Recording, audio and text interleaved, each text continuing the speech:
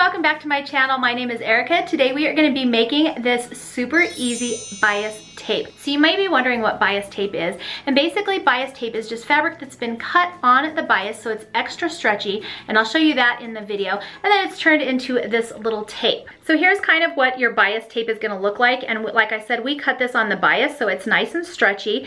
And there's two types of bias tape. One is single fold, which look like this, where you've got both edges of your fabrics folded in so they kind of meet in the middle. I almost never use single fold bias tape. I'm not even sure when I would use single fold bias tape, so I don't know. If you're a sewer and you use that, let me know.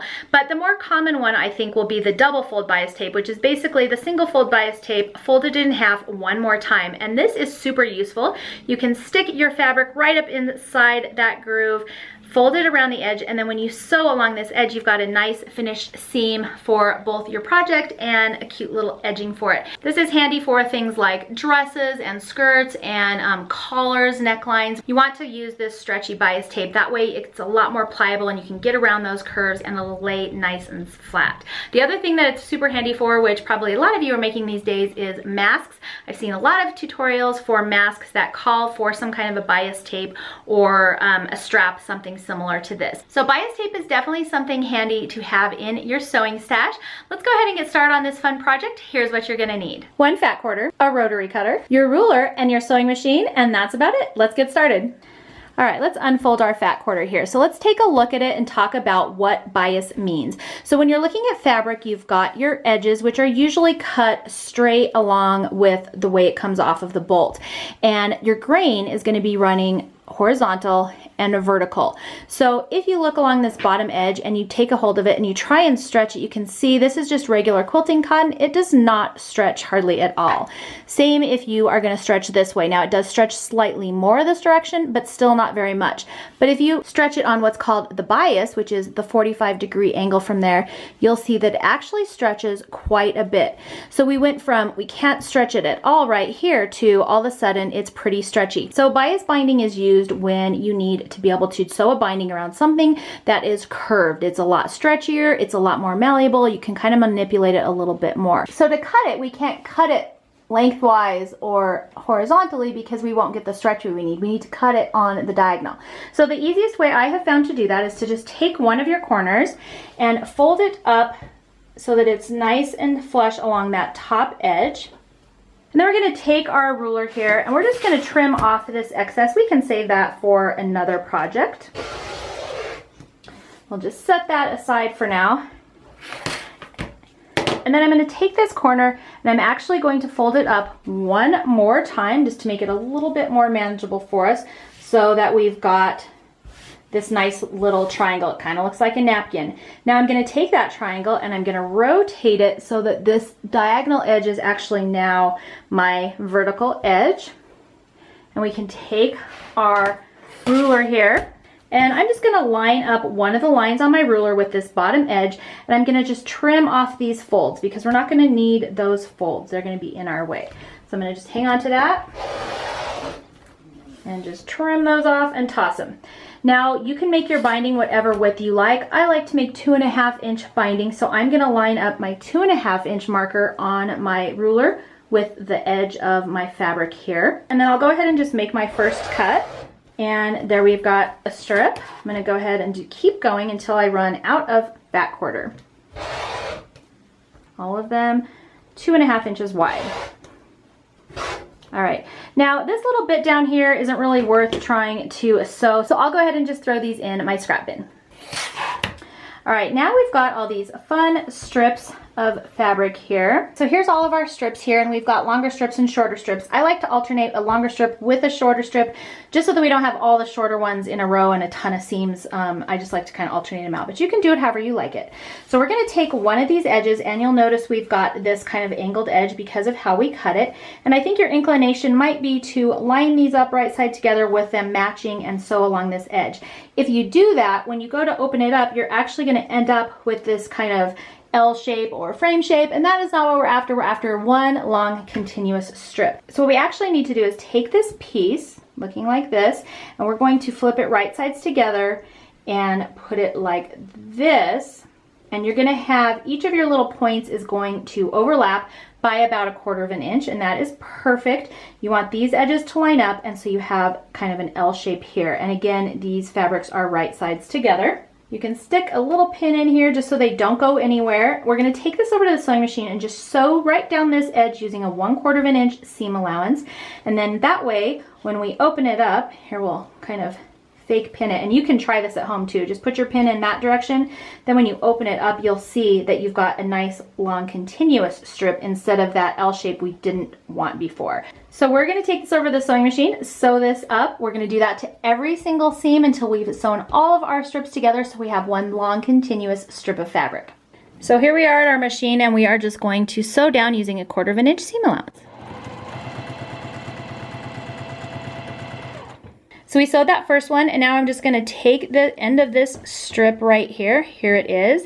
And we want to go ahead and get that put in the machine. So I'm gonna put it this way because that's the way it's gonna get sewn. So if I lay it down here and it's going the same way, I know I'm on the wrong end. So I'm just gonna take the other end here, and then when I go to lay it down and I line up those, I basically have to have it in that L shape. So that's when I know I have the right edge.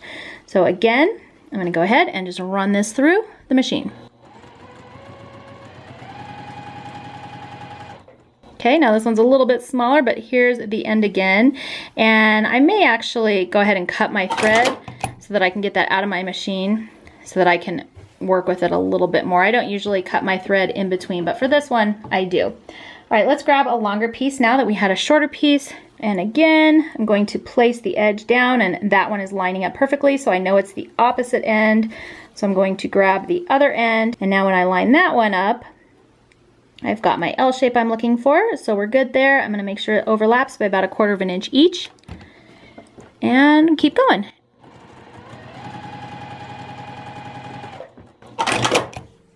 And I'm just gonna keep grabbing my end and adding new strips just like that until I get through all of my strips.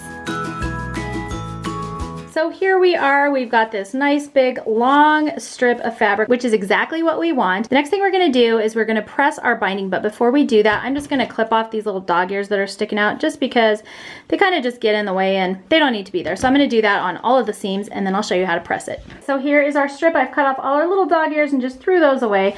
The next thing we're gonna do is every time we hit one of these seams, I'm going to press it open.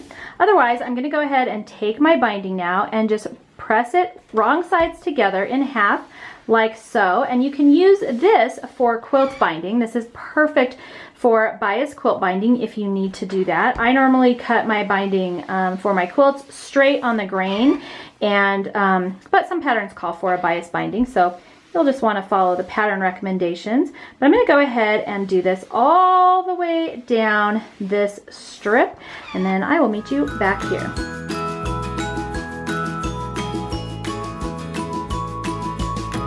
So here we are, we've finished pressing it for the first time, and now we're gonna go back and do it one more time to turn it into bias tape. So for binding, quilt binding, you just fold it in half like we just did. For bias tape, we're actually going to now use that center line as a guide, and we're gonna fold in one edge to that center line and press that all the way down our strip. We're also gonna do the same thing with the other one and press that towards the center as well. Like so. And then we're going to do one more fold and press it in half again. And that is what is going to create our bias tape. All right, so now we have this bias tape, which basically has nice folded edges on both sides. So you don't have any raw edges. You can sandwich whatever project you're doing, fabric, etc., in between there.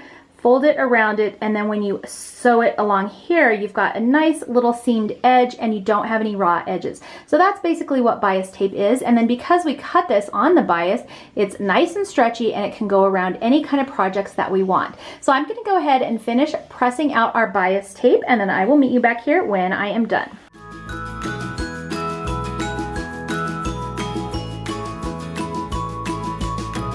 Now Now, if that seems like a lot of work to you, it kind of is if you're going to be making a lot of bias tape. So I do want to show you a handy little tool and trick. So Clover makes these really cool bias tape makers, and basically they have a variety of sizes that they come in. This one's a relatively small one because I need it for a specific project, but you'll cut your fabric strip out just like we did, but you're going to cut it whatever length your bias tape maker is, and then you just use the little point, stick it in through this end of your bias tape maker and out the other side. And if you can't get it out the other side, I find that my seam ripper is a good way to kind of shove it through there. So handy tool to have around no matter what you're doing. But if you'll notice, when you pull it out the other side here, you've got your bias tape already pretty much made for you.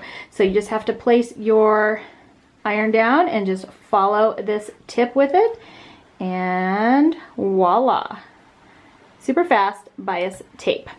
So something to definitely take into consideration if you're going to be making a lot of bias tape. Now this makes the single fold bias tape, so you would still need to go back and press it one more time, but still a very handy little tool. When I'm all done, I like to wrap my bias tape around one of these little cardboard pieces, and then I'll just stick a pin in there so that it doesn't come undone and it's ready to go. These are also really fun to give as gifts. So I just wrap them around this cardboard. This is comic book cardboard. You can get 100 of them for like $10 or something, and that's what I keep all of my fabric yardage wrapped around, but they're also great to cut into little 3x5 cards for your bias tape storage. So here we are, we're all done with our bias tape. As you can see, it's super cute. I just wrapped it around this card, and then I stuck a little pin in right here just to keep it from coming unrolled, and now I can put this in my stash. So that's it for today's project. I hope you guys enjoyed it. I hope you find it useful. If you did, please make sure to thumbs up and subscribe. That way I know to keep making fun videos for you. Thank you so much for joining me today, and I will see you next time. Hi everyone, and welcome back to my channel. Today I'm going... Hi everyone, Hi and welcome back to my channel. My name is Erica. Today we are going to be tackling the task of making stretchy bias tape. What are we making today? We're making bias tape. Okay. Hi and welcome back to my channel. My name is Erica. I cannot talk today. Holy cow. Okay. It's the heat. It's hot.